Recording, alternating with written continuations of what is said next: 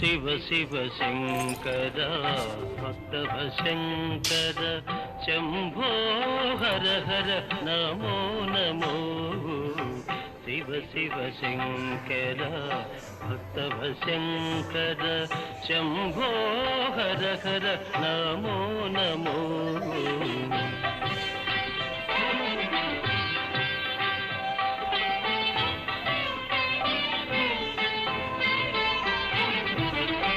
పుణ్యము పాపము ఎరుగని నేను పూజలు సేవలు తెలియని నేను పుణ్యము పాపము ఎరుగని నేను